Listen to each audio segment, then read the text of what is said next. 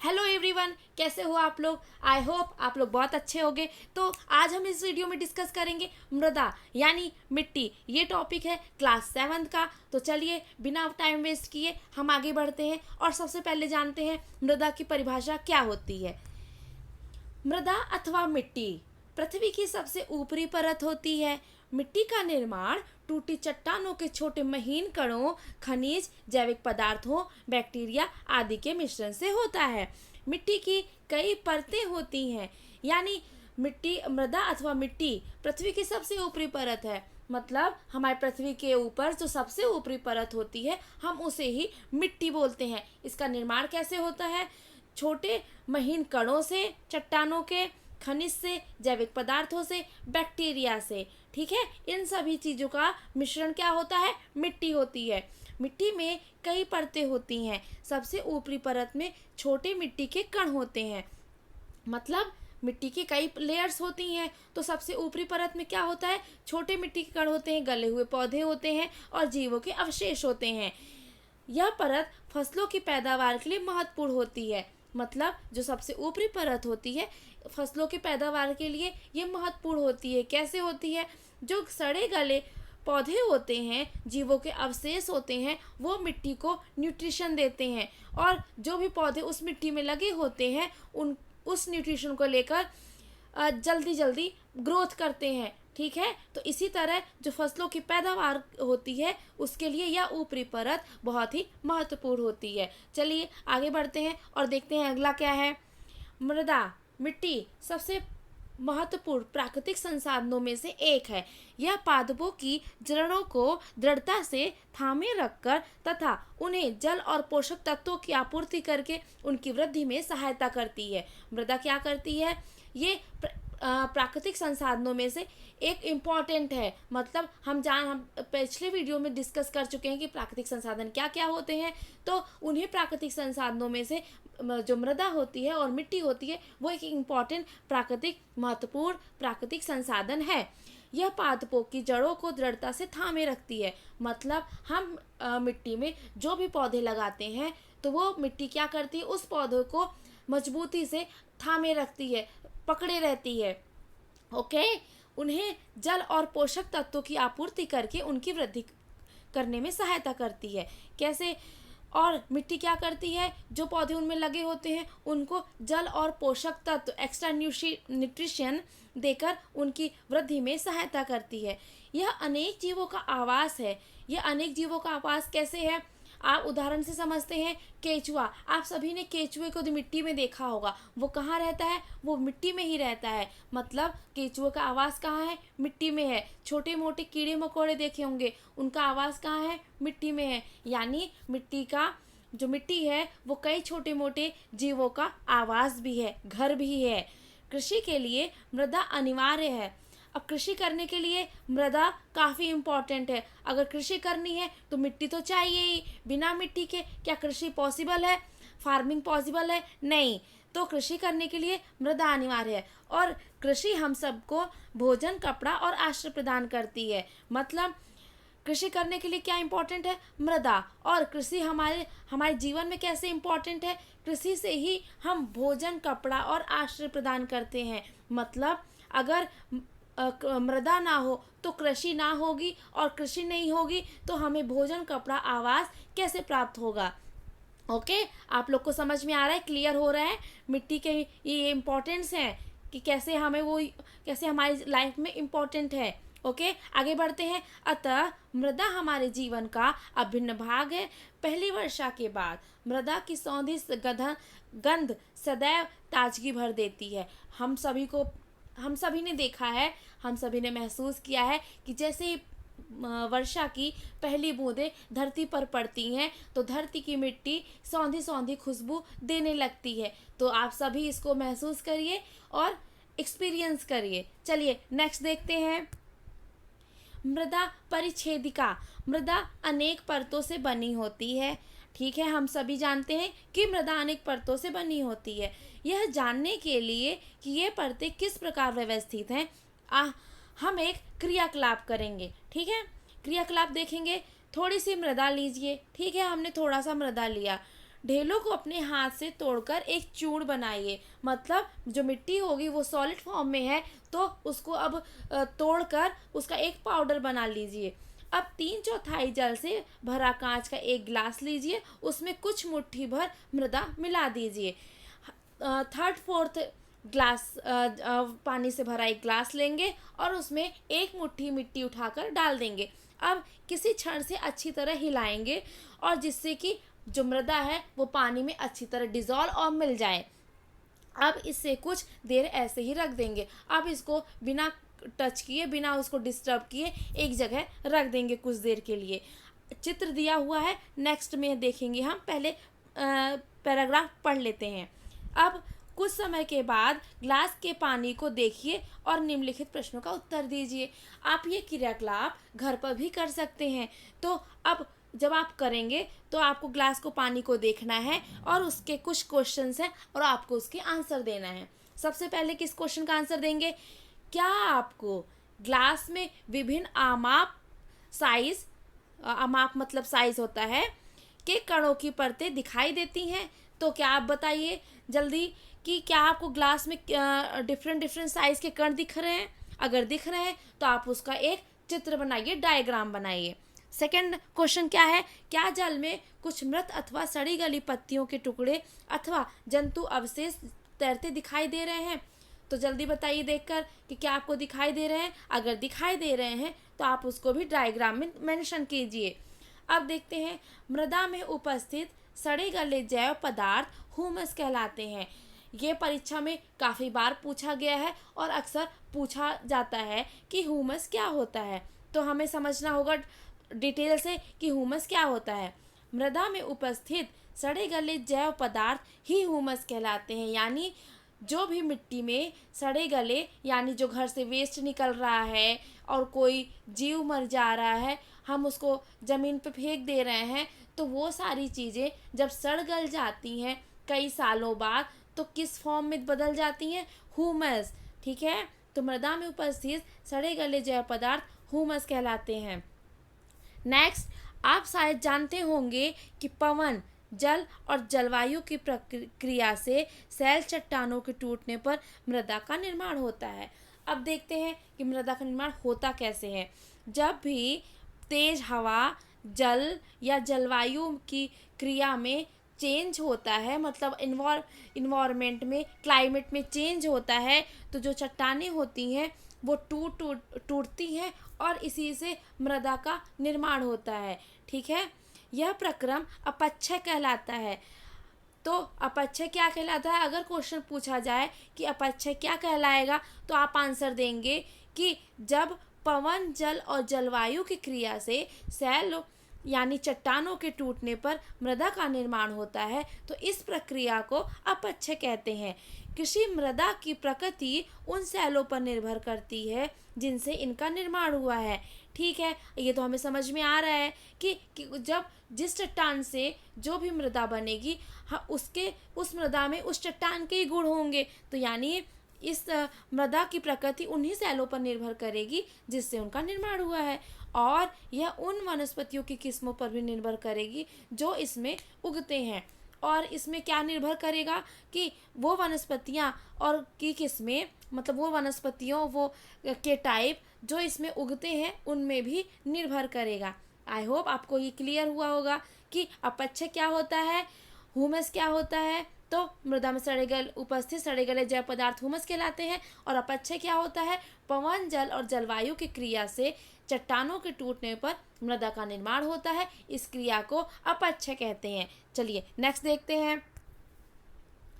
मृदा की विभिन्न परतों से गुजरती हुई ऊर्ध्वाकाट मृदा परिच्छेदिका कहलाती है। चलिए अब मृदा परिच्छेदिका समझते हैं क्या होता है।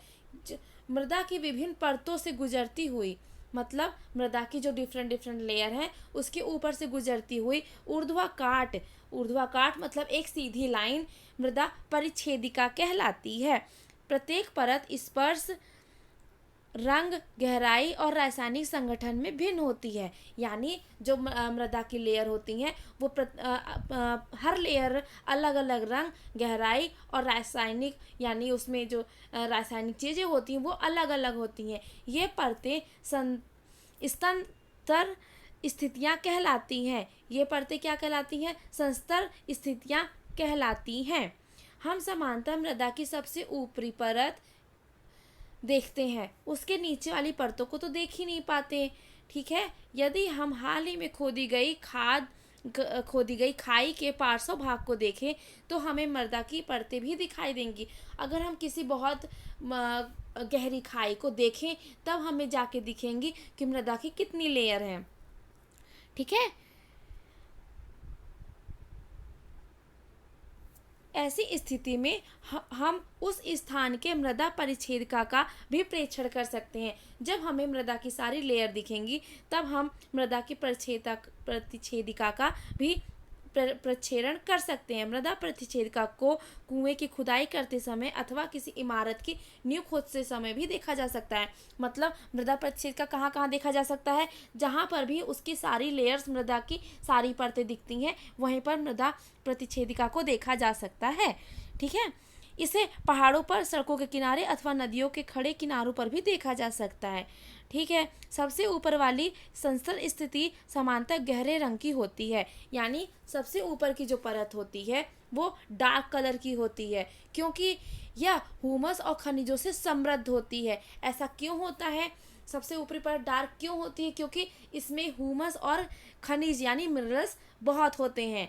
ठीक है, ह्यूमस मृदा को उर्वर बनाता है और पादपों को पोषण प्रदान करता है। हम नेक्स्ट पिछले में देख चुके हैं कि ह्यूमस क्या होता है? सड़े गले जो जीव होते हैं मिट्टी में, उनको ही हम ह्यूमस कहते हैं। तो ह्यूमस क्या करता है?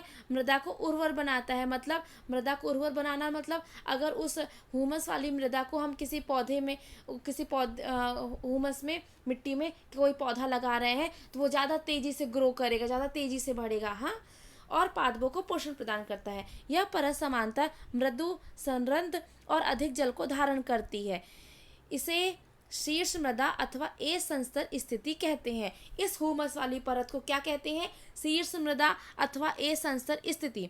शीर्ष मृदा कर्मियों, कृंतकों, छछूंदरों और भृंगुरों जैसे अनेक जीवों का आवास प्रदान करती है।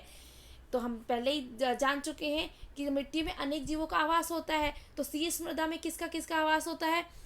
कृमियों, कृंतकों, छछूंदरों और भृंगुओं जैसे अनेक जीवों का आवास होता है। छोटे पादपों की जड़ें पूरी तरह शीर्ष मृदा में ही रहती हैं। यानी जो छोटे पौधे होते हैं उनकी पूरी जड़ें ए संस्तर स्थिति में ही होती हैं। शीर्ष मृदा से नीचे की परत ह्यूमस कम होती है। अब जैसे जैसे ही परत नीचे जाएंगे ह्यूमस की मात्रा कम होते जाएगी। सबसे ज़्यादा किस परत में ह्यूमस होती है? ए संस्तर स्थिति में, शीर्ष मृदा में। ठीक है, आगे बढ़ते हैं। लेकिन खनिज अधिक होते हैं। शीर्ष मृदा से जब नीचे की ओर आते हैं तो ह्यूमस तो कम होते हैं लेकिन खनिज उतने ही बढ़ते जाते हैं। यह परत समांतर अधिक कठोर और अधिक सहत घनी होते हैं और बी संस्तर स्थिति या मध्य परत कहलाते हैं। तो शीर्ष मृदा के नीचे क्या होता है? मध्य परत, बी संस्तर स्थिति। इसमें क्या होता है? बी संस्तर स्थिति में क्या क्या होता है कि ह्यूमस कम होती है, खनिज अधिक होते हैं। अब तीसरी परत आती है सी संस्तर स्थिति, जो दरदरों, विदेर युक्तों, सेलों के छोटे ढेलों से बनी होती है। इस परत के नीचे आधार सेल होता है जो कठोर होता है, इसे फाड़वे से खोदना कठिन होता है। अब तीसरी परत आती है तो उसमें क्या, छोटे छोटे शैल के ढेलों से बनी होती है। मतलब जो कण होते हैं वो काफ़ी बड़े बड़े होते हैं। ठीक है, इस परत के नीचे आधार शैल होती है। ठीक है, पृथ्वी का सबसे निचली सतह आ जाती है जो काफ़ी कठोर होती है और इसे फाड़वे से खोदना मतलब नॉर्मल ह्यूमन से मैनुअली खुदवाना काफ़ी कठिन होता है। इसके लिए हमें मशीन का यूज करना पड़ता है। ठीक है, नेक्स्ट देखते हैं। अब आप इस डायग्राम में समझ सकते हैं ए संस्तर स्थिति, बी संस्तर स्थिति, सी और आधार शैल। हमने पहले पढ़ा कि ए संस्तर स्थिति जिसमें ह्यूमस होती है, तो ह्यूमस है तो क्या कर रहे हैं, पौधे ग्रो कर रहे हैं, मतलब इसमें पौधे लगे हैं और वो उग रहे हैं। बी में क्या होता है, बी में ह्यूमस कम होता है इसलिए यहाँ पौधे नहीं है, लेकिन खनिज अधिक होता है। ठीक है। सी में क्या होता है, ये सी में खनिज की मात्रा अधिक होती है और ह्यूमस की मात्रा खत्म हो जाती है। और इसी के नीचे आधार शैल होता है जो काफ़ी कठोर होता है, जिसको खोदने के लिए नॉर्मल मशीनों की आवश्यकता होती है। ये नॉर्मल फाड़वे से नहीं खोदा जा सकता। चलिए आगे बढ़ते हैं। मृदा के प्रकार। अब देखते हैं मृदा के प्रकार क्या क्या होते हैं।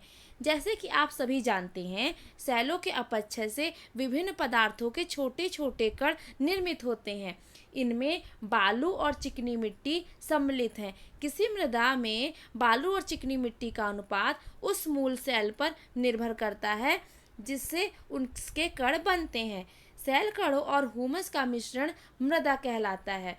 चलिए मृदा के प्रकार अब पढ़ते हैं, क्या क्या होता है मृदा के प्रकार। जैसे कि हम सभी जानते हैं कि जो सेल होते हैं वो छोटे छोटे कणों से निर्मित होते हैं। इनमें बालू और चिकनी मिट्टी शामिल होते हैं। किसी मृदा में बालू और चिकनी मिट्टी का अनुपात उस मूल सेल पर निर्भर करता है जिससे उसके कण बने हैं। यानी किसी भी मिट्टी में जो बालू और चिकनी मिट्टी का अनुपात है, रेशियो है, वो किस पे डिपेंड करेगा, जिस चट्टान से वो मिट्टी बनी है। ठीक है। आगे बढ़ते हैं कि शैल कणों और ह्यूमस का मिश्रण ही मृदा कहलाता है। मतलब हमने ह्यूमस पढ़ लिया है पिछले पैराग्राफ में। अब शैल कण जो होते हैं और जो ह्यूमस का मिश्रण होता है, वो दोनों जब आपस में मिलते हैं तो मृदा का निर्माण होता है। जीवाणु जैसे बैक्टीरिया, पादप, मूल और केंचुए जैसे जीव भी मृदा के महत्वपूर्ण अंग होते हैं। अब जीवाणु जैसे बैक्टीरिया, पादप, मूल, केंचुए, ये सभी जीव के कौन होते हैं, ये मृदा के ही महत्वपूर्ण अंग होते हैं। ठीक है। मृदा को उसमें पाए जाने वाले विभिन्न आमाप मतलब साइज के कणों के अनुपात के आधार पर वर्गीकृत किया गया है। मतलब मृदा को उसमें पाए जाने वाले जो कण होते हैं उसके आमाप पर मतलब बांटा गया है। यदि मृदा के बड़े कणों का अनुपात अधिक होता है, जब मिट्टी में बड़े बड़े कण होते हैं तो उस मिट्टी को हम बलुई मिट्टी कहते हैं या बलुई मृदा कहते हैं।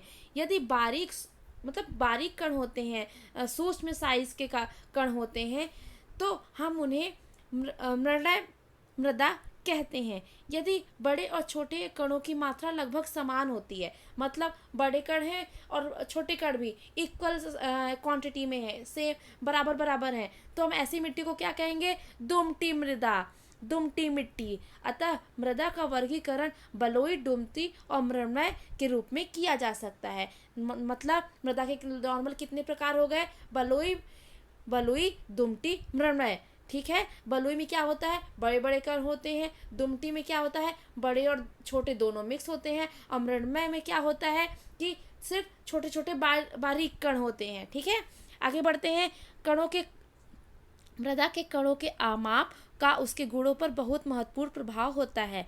बालू के कण अपेक्षाकृत बड़े होते हैं। ये आसानी से एक दूसरे से जुड़ नहीं पाते, इसलिए इनके बीच काफ़ी रिक्त स्थान होता है। ये स्थान वायु से भरे होते हैं।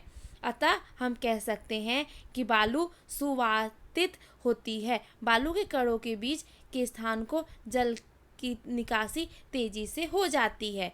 अतः बलुई मृदा हल्की, सुवातित और शुष्क होती है। अब समझते हैं कि बलुई मृदा क्या होती है। ठीक है। इसमें बालू के कण अपेक्षाकृत बड़े बड़े होते हैं। ये एक दूसरे से आसानी से जुड़ नहीं पाते। इनके बीच काफ़ी गैप होता है, रिक्त स्थान होता है और ये स्थान हवा से भरा होता है। तो हम कह सकते हैं कि बालू जो होती है वो सुवातित होती है। कणों के बीच जो जल का उसमें बहाव होता है उस मिट्टी में, बलुई मिट्टी में, वो तेजी से होता है। तो बलुई मिट्टी क्या होती है, हल्की सुवातित होती है और शुष्क होती है। मृत्तिका यानी चिकनी मिट्टी के कण सूक्ष्म बहुत छोटे होते हैं, मतलब कण बहुत छोटे होते हैं और परस्पर जुड़े रहते हैं। चिकनी मिट्टी हमने देखा होगा कि वो काफ़ी चिकनी होती है। क्यों होती है? क्योंकि उसके कण काफ़ी छोटे छोटे होते हैं और आपस में चिपके होते हैं, इसलिए वो चिकनी दिखती है और उनके बीच रिक्त स्थान बहुत कम होता है। बलुई मृदा के विपरीत इन कणों के बीच सूक्ष्म स्थानों में जल रुक जाता है, अतः चिकनी मिट्टी में वायु कम होती है। ठीक है, आगे बढ़ते हैं और देखते हैं नेक्स्ट क्या है। लेकिन यह भारी होती है। कौन? चिकनी मिट्टी, क्योंकि इसमें बलुई मृदा की अपेक्षाकृत अधिक जल होता है। यानी बलुई मिट्टी में कण दूर दूर हैं तो पानी तेजी से निकल गया, लेकिन चिकनी मिट्टी में कण पास पास में है, उसमें जल रुक रहा है, तो ये भारी हो गई। ठीक है, पादपों को उगाने के लिए सबसे अच्छी शीर्ष मृदा दोमट होती है। अगर हम कोई पौधा उगा रहे हैं तो उसके लिए सबसे अच्छी मृदा कौन सी होगी? दुमटी मिट्टी। दुमटी मिट्टी में क्या होता है कि जो छोटे और बड़े कण होते हैं वो बराबर होते हैं, ताकि पानी भी रुके और उनके बीच ऑक्सीजन भी हो और हवा भी हो। ठीक है, दुमटी मृदा बालू, चिकनी मिट्टी और गाद नामक अन्य प्रकार के मृदा कणों का मिश्रण होती है। गाद नदी तलों के आधार पर निक्षेप रूप में पाई जाती है। गाद क्या होता है? गाद भी एक अलग प्रकार की मिट्टी जैसा ही होता है, जो कहाँ पाई जाती है? नदी के किनारे तलों के आधार पर, यानी जो नदी है उसके सबसे नीचे आधार पर एकदम नीचे क्या मिलेगी? गाद मिलेगी, जो कैसी होती है? कण आपस में कण अमाप होते हैं, मतलब गाद में जो कण होते हैं उनका कोई साइज नहीं होता। बालू और चिकनी मिट्टी के अमाप के बीच होता है, मतलब ना तो वो बालू जैसे बड़े कण होते हैं और ना चिकनी मिट्टी जैसे बहुत छोटे कण होते हैं। दुमटी मृदा में भी हुमस होती है। दुमटी मृदा में क्या होता है? हुमस पाई जाती है। इस प्रकार की मृदा में पादपों की वृद्धि के लिए उचित मात्रा में जल धारण क्षमता होती है। यानी दुमटी जो मृदा है उसमें हुमस होती है, तो इस प्रकार की जो मृदा है दुमटी मृदा, उसमें जो पौधे लगाएंगे उनकी वृद्धि के लिए जल धारण की क्षमता उचित मात्रा में होती है, अधिक होती है। आई होप आप लोग को ये क्लियर होगा, आपको ये क्लियर हुआ होगा कि मृदा क्या है, ये कैसे बनी और इसका निर्माण कैसे हुआ, इसकी परतें कौन कौन सी हैं, अपक्षय क्या है, हुमस क्या है। ठीक है, मृदा के कितने प्रकार हैं, बलुई, दुमटी, मृण्मय, ये सब कैसे बनती हैं। आप थैंक यू।